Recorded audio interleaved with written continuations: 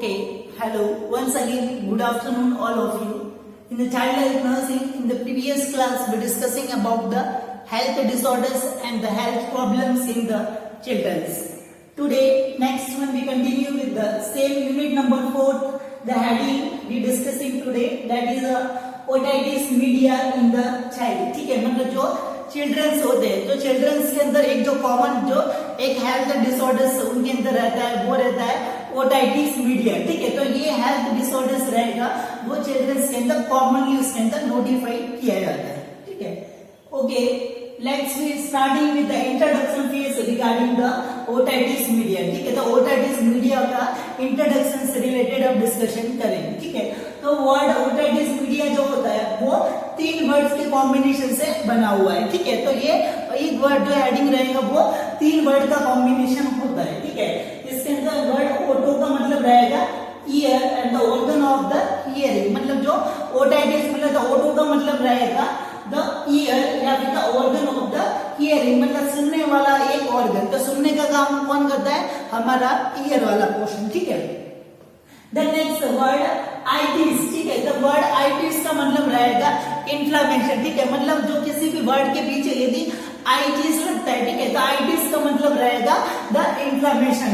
Inflammation का मतलब कोई भी माइक्रो ऑर्गेनिज्म या फिर कोई भी वायरस बैक्टीरिया यदि हमारे बॉडी के अंदर एंटर करता है, ठीक है, तो उससे खिलाफ हमारी बॉडी होती है, वो हमारी बॉडी उसके अंदर चेंजेस हो जाते हैं. उसको कील करने के लिए या फिर उससे लड़ने के लिए हमारी बॉडी के अंदर बहुत सारे जो अलग अलग टाइप के चेंजेस होते हैं वो हमको नोटिस किए जाते हैं. ठीक है, तो उस टाइप की जो कंडीशन रहती है उसको इन्फ्लामेशन हम बोलते हैं. ठीक है, इसके अलावा रहेगा द वर्ड मीडिया. ठीक है, तो वर्ड मीडिया का मतलब रहेगा, मीडिया से मतलब रहेगा कि वो फिल्मी दुनिया या फिर जो अदर एंटरटेनमेंट वाली वो मीडिया नहीं. ठीक है, इसके अंदर जो वर्ड मीडिया का मतलब रहेगा मिडल वाला पार्ट. ठीक है, तो मिडल वाला का मतलब रहेगा ये एक्सटर्नल या आउटर और एक जो बीच वाला जो पार्ट होता है वो मिडल. ठीक है, मतलब जो ईयर होता है बेसिकली जो आपने जो एनाटॉमी के अंदर ईयर वाला पोर्शन पढ़ा होगा, तो ईयर वाला स्ट्रक्चर होता है ये बार वाला ईयर. ठीक है, फिर ये वाला जो पार्ट होता है, ठीक है, और इसके अंदर वाला जो ईयर का पोर्शन होता है. ठीक है, तो ये एक्सटर्नल ईयर होता है, ये मिडल ईयर होता है और ये इनर ईयर होता है. ठीक है, तो ईयर के जो 3 पार्ट होते हैं, तो ये बीच वाला जो पार्ट होता है, मिडल ईयर वाला जो पार्ट होता है, उस मिडल ईयर वाले पार्ट के अंदर यदि कोई इन्फ्लामेशन हो जाता है तो उस कंडीशन को हम ओटाइटिस मीडिया, और वो भी यदि वो चिल्ड्रंस के अंदर ज्यादा कॉमनली नोटिफाई किया जाता है तो वो चिल्ड्रंस के अंदर ओटाइटिस मीडिया वाली कंडीशन कहलाती है. ठीक है, और डिटेल के अंदर हम उसको जाने तो STDs and the health disorders related to the ear portion. मतलब ये एक टाइप का कॉमनली अराइज होने वाला एक हेल्थ डिसऑर्डर्स है जो ईयर के मिडिल पोर्शन के अंदर नोटिफाई किया जाता है. ठीक है, as characterised by the inflammation of the middle ear. ठीक है, और इसके अंदर लक्षण कौन से आते हैं कि मिडिल ईयर वाला जो पार्ट होता है उसके अंदर इन्फ्लेमेशन होता है वो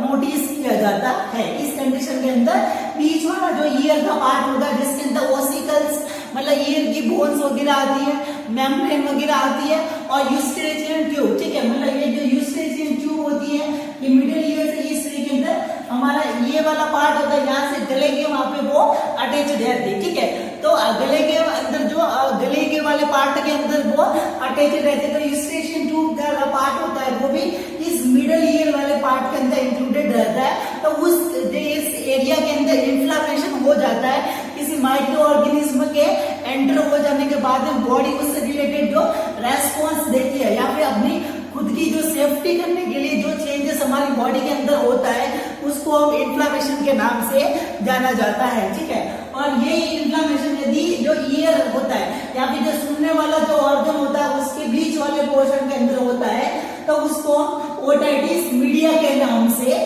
जाना जाता है. ठीक है, The next one, the types of the otitis media. ठीक है, तो otitis media वाली कंडीशन के टाइप्स कितने होते हैं. ठीक है, तो नेक्स्ट वन आएगा ये कितने भाग के अंदर या कितने पार्ट उससे कितने टाइप का वो उसके अंदर हो सकता है. ठीक है, तो बेसिकली ये जो कंडीशन रहेगी वो 3 सब टाइप्स से तब उसको डिवीजन किया गया, मतलब इसके 3 टाइप उसके अंदर अवेलेबल रहते हैं. ठीक है,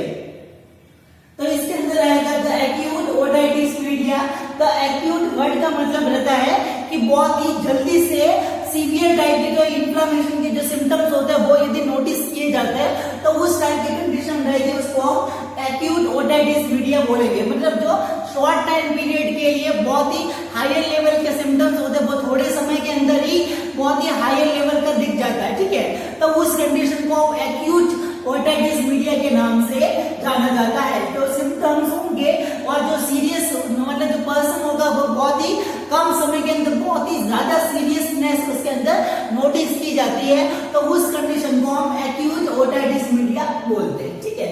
इसी के अलावा जो सेकेंड टाइप रहेगा तो acute otitis media with the effusion, ठीक है।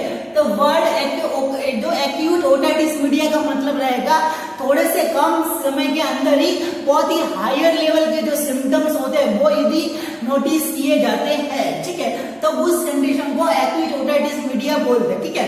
पर जो सेकेंड टाइप रहेगा acute otitis media with the effusion, ठीक है। तो इफ्यूजन का मतलब रहेगा कि उस ओटाइटिस मीडिया वाली कंडीशन के अंदर उस मिडल ईयर के अंदर कोई फ्लूइड भर जाता है, मतलब पानी भर जाता है, और पानी भी कैसा होगा, एकदम चिपचिपा वाला पानी, ठीक है। मतलब जो गम होता है, मतलब जो गम होता है, जो गंध जो जिसको जो फेविकॉल के जैसा एक तो गम जैसा पार्ट होता है, तो उसके जैसा यदि पार्ट हो जाता है, एक तो फ्लूइड होता है उसके अंदर जमा हो जाता है, ठीक है। तो उस कंडीशन को हम ग्लू ईयर के नाम से भी जाना जाता है, ठीक है।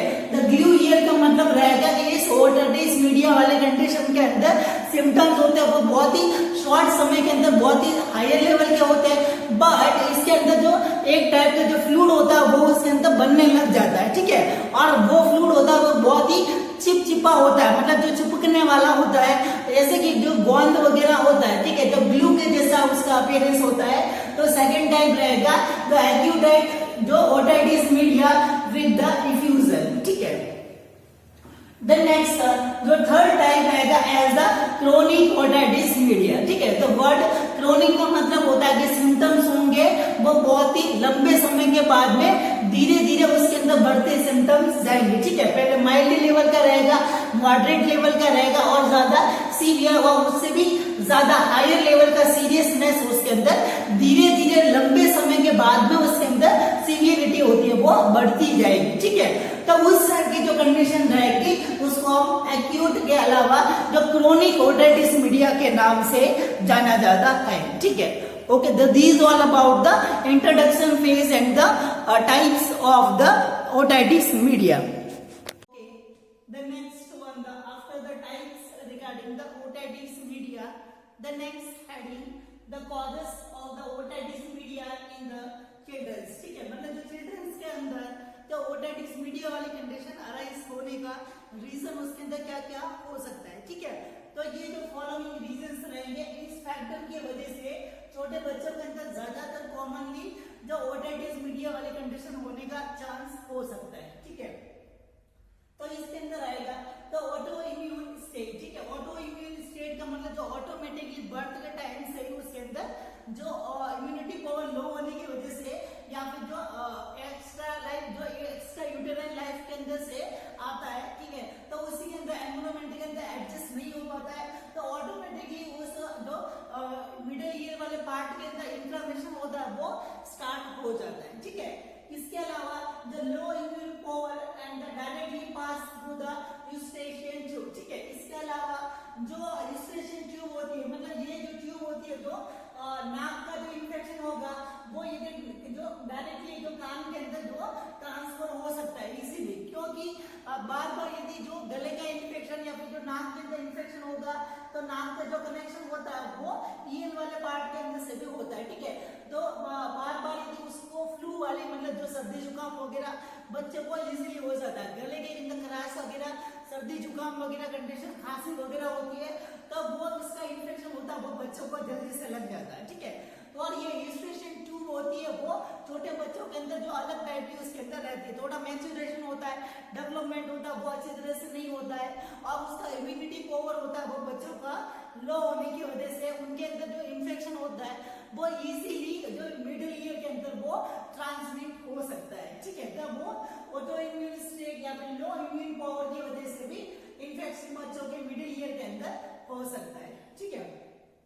The जेनेटिकली प्रीडिस्पोजिशन, ठीक है। जेनेटिकली प्रीडिस्पोजिशन का मतलब रहेगा कि जेनेटिकली एट द जो उसका ऑर्गन का डेवलपमेंट हो रहा होगा प्रेगनेंसी के टाइम पे, जब मदर के यूट्रस के अंदर होगा, ठीक है, तब से ही उसके अंदर ये इन्फेक्शन होता है, वो प्लेसेंटा के द्वारा, मदर के ब्लड के द्वारा वो उसके अंदर ट्रांसमिट हो जाता है। तो उसकी वजह से भी वो जेनेटिकली उसके अंदर जो प्रॉब्लम है वो अराइज हो सकती है, उसके बर्थ के टाइम से उसके अंदर प्रेजेंट हो सकती है, ठीक है।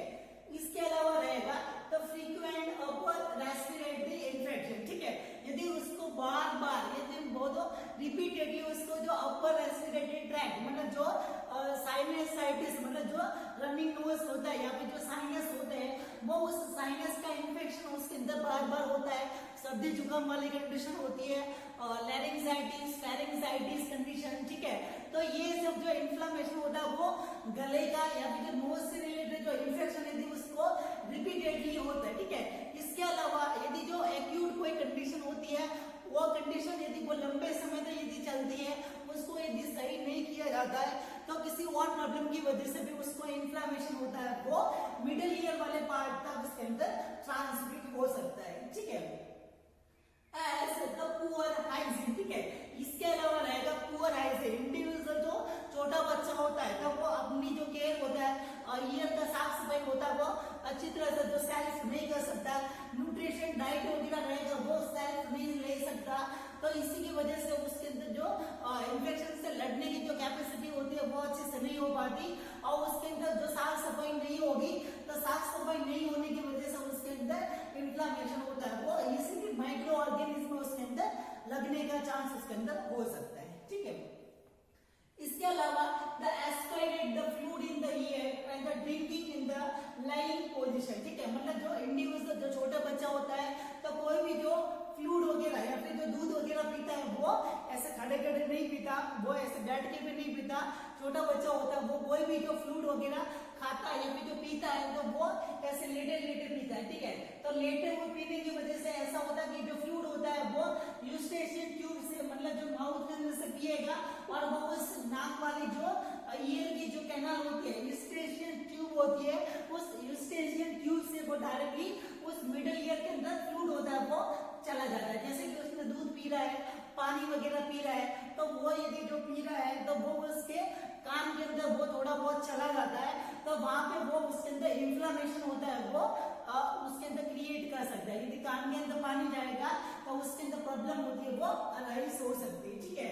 तो एस्पिरेट का मतलब रहेगा कि जो खाना उसने जो दूध वगैरह पिया है तो वो गले के अंदर से पेट के अंदर जाना चाहिए, ठीक है। बस थोड़ा बहुत होता है वो कान के अंदर चला जाता है, तो उस दूध का काम तो कान के अंदर तो कुछ नहीं होता है। ऐसा नहीं कि कान के अंदर भी दूध जाएगा तो अच्छा फायदेमंद रहेगा, तो वो उसके लिए कोई एक्स्ट्रा जो उसको मारने वाला फैक्टर के फॉर्म के अंदर उसको एक्सेप्ट करता है और उससे रिलेटेड अपने लड़ने की कैपेसिटी वो अराइज होती है, ठीक है। तो इसकी वजह से भी ओटाइटिस मीडिया वाली कंडीशन है वो अराइज हो सकती है, ठीक है। Then next, exposed to the polluted environment and the use of the pacifiers, ठीक है।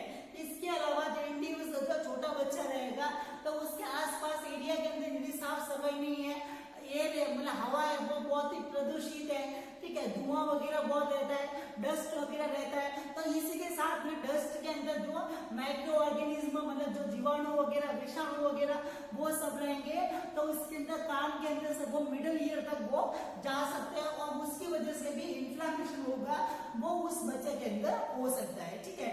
इसके अलावा जो पेसिफायर्स का यूज, ठीक है, आपने छोटे बच्चों के अंदर देखा होगा कि वो मदर होती वो दूध नहीं पिला सकती, तो ऐसे आर्टिफिशियल जो बने बनाए जो पेसिफायर्स होते हैं, ठीक है। तो पेसिफायर्स आपने देखे होंगे कि ऐसे मार्केट के अंदर बने हुए जो निप्पल आते हैं, ठीक है, ऐसे बने बनाए जो निप्पल आते हैं तो बच्चा होता है वो मुंह के अंदर रखता है, ठीक है। तो इसके अंदर क्या होता है कि बार बार वो फ्लोर के ऊपर घिसता रहता है, ठीक है, उसके ऊपर माइक्रो ऑर्गेनिज्म लग सकते हैं, ठीक है। बाहर की हवा के अंदर जो डस्ट वगैरह होता है वो भी उसके ऊपर जो चिपक सकता है और वो बच्चा होगा वो वापस मुंह के अंदर उसको डालेगा, ठीक है। तो उससे जो इन्फेक्शन होगा वो उस बच्चे के अंदर इजीली जा सकता है, ठीक है। तो उसका यूज करने की वजह से भी वो बच्चे के अंदर प्रॉब्लम है वो अराइज हो सकती है, ठीक है। Then next one, the gastroesophageal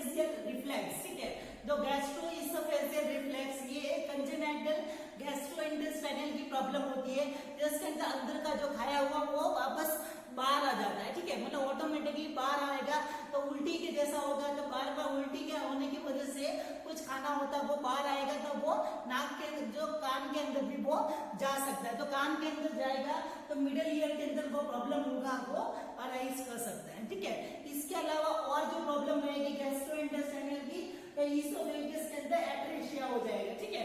तो ईसोफेजियल एट्रेशिया का मतलब रहेगा कि ये जो खाने की जो पाइपलाइन होती है वो बीच में से वो कटी हुई होती है, ठीक है, यहाँ पे वो बीच में से वो ब्लॉक होती है, ठीक है। तो बीच में से ब्लॉक होने की वजह से क्या होगा, पूरा खाना होगा जो भी लिक्विड वगैरह उसने पिया है, तो वो पूरा तरह पेट के अंदर वो नहीं जा पाएगा, ठीक है। तो यहाँ पे गले के अंदर भरा हुआ रहेगा, तो वहां पर प्रेशर की वजह से वो बाहर जाएगा, तो बाहर आने की बजाय थोड़ा बहुत होगा वो कान के अंदर भी वो जा सकता है, ठीक है। तो इसकी वजह से भी उस बच्चे के अंदर इन्फ्लेमेशन का कंडीशन होने का चांस उस छोटे बच्चों के अंदर कॉमनली हो सकता है, ठीक है। तो ये जो पॉजिटिव फैक्टर्स है, इस पॉजिटिव फैक्टर्स की वजह से छोटे बच्चों के अंदर ये जो ओटाइटिस मीडिया वाली कंडीशन अराइज हो सकती है। The next one, the clinical manifestation and the signs and symptoms noticed in the baby with the otitis media, ठीक है, मतलब जो otitis media वाली जो कंडीशन रहती है इस छोटे बच्चे के अंदर, तो उसके अंदर कौन कौन से जो सिम्टम्स होंगे वो हम नोटिस कर सकते हैं, ठीक है। तो बेसिकली ये जो फॉलोइंग सिम्टम्स रहेंगे वो उसके अंदर नोटिस किए जा सकते हैं, ठीक है। As the pain and the tenderness, ठीक है, मतलब जो ईयर वाला जो एरिया रहेगा उसके अंदर पेन हो सकता है, और टेंडरनेस मतलब टच करते हैं उसके अंदर जो डिफिकल्टी या फिर जो डिस्कम्फर्टनेस होगा वो उस छोटे बच्चे के अंदर नोटिस किया जा सकता है, ठीक है। देन नेक्स्ट एडिमा, ठीक है, मतलब जो ईयर वाला जो एरिया रहेगा, तो ईयर वाले एरिया के अंदर हमको स्वेलिंग होगी वो उसके अंदर, या फिर जो रेडनेस वगैरह रहेगी वो उसके अंदर हम नोटिस कर सकते हैं, ठीक है। देन नेक्स्ट जो acute otitis media with the effusion, मतलब जिसके अंदर जो फ्लूइड का फॉर्मेशन होता है, तो उसके अंदर जो रस्सी वाला तो पस वाला जो इस टाइप का जो चिपचिपा जो एक ग्लू टाइप का जो फ्लूइड होगा वो उसके अंदर काम में से निकलता हुआ हमको उसके अंदर नोटिस किया जा सकता है, ठीक है। Then next one the fever, मतलब जो ओटाइटिस जो इन्फ्लेमेशन वाली कंडीशन जो होती है, तो उसके अंदर फीवर होता है वो उसके अंदर अबव द 100 डिग्री फ़ारेनहाइट से ऊपर उसके अंदर फीवर होता है वो नोटिस किया जाता है उस छोटे बच्चे के अंदर, ठीक है। डिस्टर्बेंस इन द हियरिंग, ठीक है, मतलब हियरिंग होती है वो टेम्पररी उसके अंदर लॉस हो सकती है, या फिर इसके अंदर डिफिकल्टी रहती है वो उसको सुनने के अंदर डिफिकल्टी उसके अंदर हो सकती है, ठीक है। इसके अलावा conversion and the confusion state, individual person को फ्यूजिनेस मतलब उसके अंदर उसको कंफ्यूजन वाली उसके अंदर कंडीशन रहेगी, बहुत पूरी कंडीशन के अंदर वो इंडिविजुअल पर्सन नींद वाली या फिर जो कंफ्यूजन वाली कंडीशन के अंदर रहेगा, ठीक है। इसके अलावा जो कन्वर्जन मतलब चक्कर वाली कंडीशन भी आ सकती है, क्योंकि ईयर होता है वो सुनने के काम के अलावा जो कान और नाक के अंदर जो हवा का एक्सचेंज होता है तो बैलेंस का काम भी करता है, ठीक है। तो इंडिविजुअल पर्सन जो था बैलेंस नहीं कर पाएगा, जब तो छोटा बच्चा होता है तो उसको हेड कंट्रोल होता है, मतलब बच्चा बैठना सीखता है, ठीक है, बट इसके अंदर बैलेंस नहीं हो पाएगा, तो इंडिविजुअल बच्चा होगा वो इस वे के अंदर गिर जाएगा, ठीक है, इस वे के अंदर इम्बैलेंस रहेगा, ठीक है। तो इस टाइप की जो कंडीशन होगी वो भी उस छोटे बच्चे के अंदर हम नोटिस कर सकते हैं, ठीक है। इसके अलावा एक्सेसिव स्लीप एंड क्राई, ठीक है, मतलब इंडिविजुअल पर्सन रहेगा या तो पूरे टाइम तक वो सोता रहेगा, या फिर उसको सोने के अंदर डिफिकल्टी वगैरह उसके अंदर रह सकती है, या फिर जो बच्चा होगा वो अनयूजुअल क्राई मतलब सबसे ज्यादा जो नॉर्मली उसके अंदर क्राई करता था उससे भी ज्यादा से ज्यादा वो क्राई होगा उसके अंदर करेगा, ठीक है। देन नेक्स्ट फीडिंग डिफिकल्टी, ठीक है, मतलब इंडिविजुअल पर्सन होगा उसको एनोरेक्सिया मतलब उसको खाने से रिलेटेड उसको भूख वगैरह उसके अंदर कम लगेगी, या फिर उसको निगलने के अंदर पेन उसके अंदर हो सकता है, ठीक है। तो खाने पीने के अंदर उसको प्रॉब्लम रहेगी, तो इसकी वजह से बच्चा होगा वो माल न्यूट्रिशन या फिर जो उसके अंदर वीकनेस जो कमजोरी वगैरह रहेगी वो उसके अंदर अराइज हो सकते हैं, बच्चे के अंदर कमजोरी होगी वो हमको दिखेगी, ठीक है। इसके अलावा नोजिया वॉमिटिंग, ठीक है, मतलब इसके अंदर इसके अलावा उसको नोजिया वॉमिटिंग या फिर जो सर्दी जुकाम वाली कंडीशन, राइनाइटिस वाली कंडीशन, तो वो उसके अंदर नाक में से पानी बहना, तो ये सब कंडीशन रहेगी वो उस छोटे बच्चे के अंदर हम नोटिस कर सकते हैं, ठीक है। तो ये रहेगा the clinical manifestation notice in the baby with the otitis media. Okay, the next one, after the clinical features regarding the otitis media, the next heading, the diagnostic criteria means जो laboratory investigation के बाद में जो otitis media वाले condition को हम कैसे confirmation हम उसका कर सकते हैं, ठीक है. तो here are the following the diagnostic criteria for the confirmation of the otitis media condition, ठीक है. उसके अंदर first one the history collection, ठीक है. मतलब जो इंडिविजुअल जो बेबी आया है, ठीक है, एडमिट हुआ है, तो उससे रिलेटेड उसकी जो पुरानी जो फाइलें वगैरह रहेगी, पुरानी कोई लेबोरेटरी इन्वेस्टिगेशन होगा या फिर उसके जो रिलेटिव्स वगैरह होते हैं, ठीक है, तो उन लोगों से डिस्कशन किया जाएगा. पुरानी फाइल्स होगी, वो डॉक्यूमेंटेशन रहेगा, वो उसको चेकअप किया जाएगा और उसी के बेसमेंट के ऊपर हम कंफर्म कर सकते हैं कि इसको ओटाइटिस मीडिया होने का रीजन क्या हो सकता है, ठीक है. ऐसा कि मदर को कोई इन्फेक्शन हो, सराउंडिंग एरिया है वो बहुत ही पॉल्यूशन वाला एरिया है, ठीक है, या फिर बच्चों को जो चोट वगैरह लगी है, कंजेनिटल कोई प्रॉब्लम है, ठीक है. इसके अलावा उसको बहुत लंबे समय से 1-2 महीने से उसको रेस्पिरेटरी कोई प्रॉब्लम वगैरह रहती है, गले का इन्फेक्शन है, सर्दी जुकाम बहुत ही ज्यादा होता है और कोई गले का इन्फेक्शन है, तो ये सब जो कंडीशन होती है वो ओटाइटिस मीडिया को इजीली कॉज कर सकती है, ठीक है. तो ये सब से हम इंडिकेट करेंगे इस बच्चे के अंदर इन सब की वजह से ये ओटाइटिस मीडिया वाले कंडीशन वो इसके अंदर हो गए, ठीक है. इसके अलावा फिजिकल एग्जामिनेशन, ठीक है. फिजिकल एग्जामिनेशन हम देखेंगे कान वाला एरिया के अंदर जो सूजन आ रखी है, ठीक है, लाल लाल उसमें पड़ा हुआ है, उसमें से फ्लूइड होगा वो निकल रहा है, बच्चा वो साउंड के रिलेटेड कोई रेस्पॉन्स नहीं दे रहा है, उसको सुनने में तकलीफ है और नॉर्मल जितना रोता है उतने से भी ज्यादा रोता है, ठीक है, सोने में उसको तकलीफ होती है या फिर लंबे समय तक सोता ही रहता है, उसको बैलेंस करने में प्रॉब्लम रहती है, ठीक है, खाना पीना अगर वो ब्रेस्ट फीडिंग वगैरह अच्छे से नहीं करता है, तो ये सारे सिम्टम्स होते हैं वो उसके अंदर हम दिखेंगे, ठीक है. बस सिम्टम्स होते हैं वो जो खाने पीने का प्रॉब्लम, धोने का, सर्दी जुकाम, बहुत सारे अलग सिम्टम में भी उसके अंदर शो होता है, दूसरी बीमारियों के अंदर भी होता है, ठीक है. बट ये जो स्पेसिफिक सिम्टम्स रहेंगे वो उसके अलावा हम उसके बेसमेंट के ऊपर हम कंफर्म कर सकते हैं, ठीक है. इसके अलावा रहेगा ऑडियोमेट्री, ठीक है.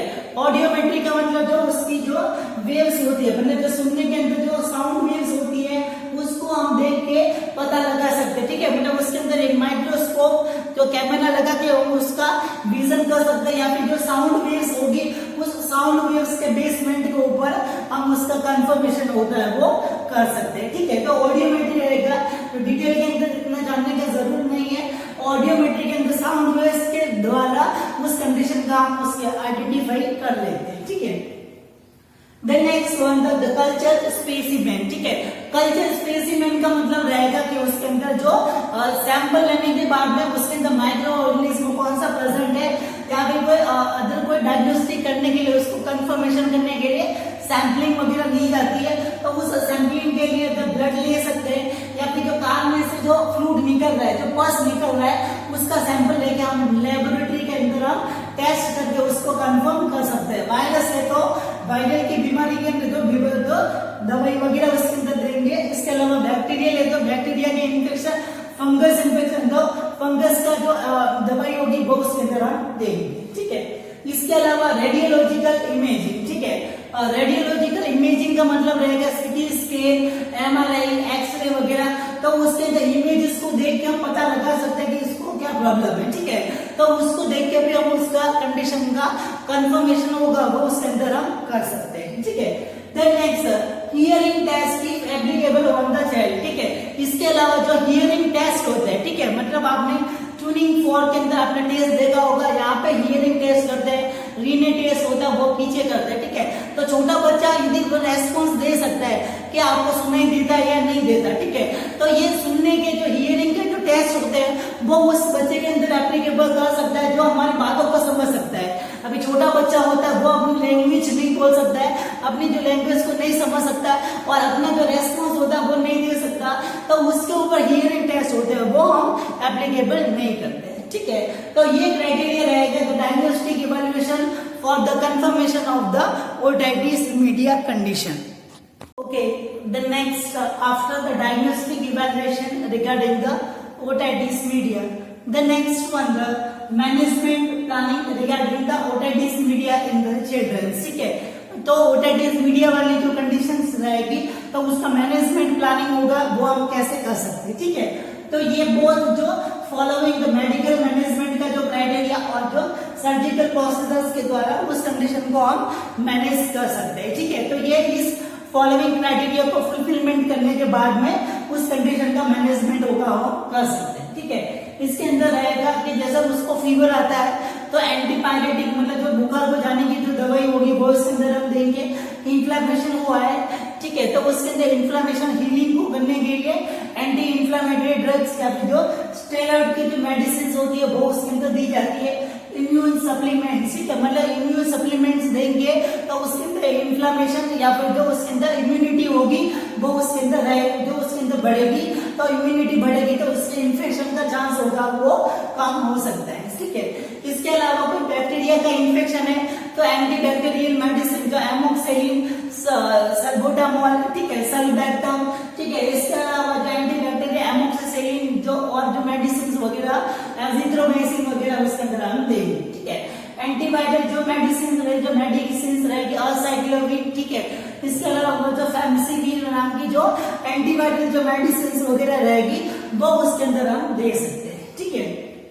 इसके अलावा रहेगा सर्जिकल मैनेजमेंट, ठीक है, मतलब बहुत सारे जो सर्जिकल प्रोसीजर करने के बाद में उस कंडीशन को हम मैनेज कर सकते हैं, ठीक है। तो फॉलोइंग जो ये सर्जरी रहेगी एज टिम्पैनोसेंटेसिस, ठीक है। तो टिम्पैनोसेंटेसिस नाम की जो एक प्रोसेस होगा जिसके अंदर जो मिडल ईयर के अंदर यदि जो पानी भरा हुआ है, ठीक है, तो उस पानी को खाली किया जाएगा और मिडल ईयर को वॉश किया जाएगा, ठीक है। तो साफ सफाई का जो प्रोसेस रहेगा तो उसको हम टिम्पैनोसेंटेसिस के नाम से जाना जाता है, ठीक है। देन नेक्स्ट जो कंडीशन रहेगी तो मेनिंजोप्लास्टी, ठीक है। तो मेनिंजोप्लास्टी का मतलब रहेगा कि जो टिम्पैनिक मेम्ब्रेन होती है, ठीक है, तो टिम्पैनिक जो मेम्ब्रेन जो मिडल ईयर का जो पार्ट होता है उसको रिपेयरिंग किया जाएगा। वर्ड सबके पीछे प्लास्टी लगा हुआ है तो प्लास्टी वर्ड का मतलब क्या रहेगा, रिपेयरिंग, मतलब जो खराब हुआ है पार्ट उस खराब पार्ट को किसी आर्टिफिशियल पार्ट के द्वारा उसको जोड़ के सही सलामत पहले जैसा उसके अंदर कर देना, ठीक है।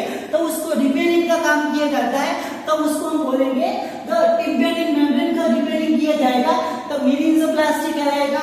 ऑसिकुलोप्लास्टी का मतलब जो मिडल ईयर के अंदर जो बोन्स होती है, जो मेम्ब्रेन होती है, उस मेम्ब्रेन को यदि सही किया जाता है या फिर जो बोन्स को होती है वो उसको सही किया जाता है तो उस टाइप की जो प्रोसेस होगा उसको हम ऑसिकुलोप्लास्टी हम बोलते हैं, ठीक है। इसके अलावा टिम्पैनोप्लास्टी, ठीक है, वर्ड टिम्पैनोप्लास्टी का मतलब जो ऑसिकुलोप्लास्टी और जो टिम्पैनिक मेम्ब्रेन होता है उन दोनों को कंबाइनली यदि सही करते हैं तो उस टाइप की जो प्रोसेस होगा उसको हम टिम्पैनोप्लास्टी के नाम से जाना जाता है, ठीक है।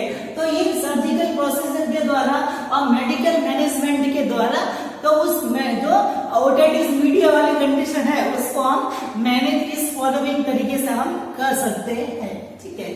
तो ये रहेगा अबाउट द कंडीशन जो कॉमन हेल्थ डिसऑर्डर्स जो चिल्ड्रंस के अंदर रहता है अबाउट द ओटाइटिस मीडिया, ठीक है। नेक्स्ट क्लास के अंदर अनदर प्रॉब्लम से रिलेटेड हम डिस्कशन करेंगे। Thank you so much.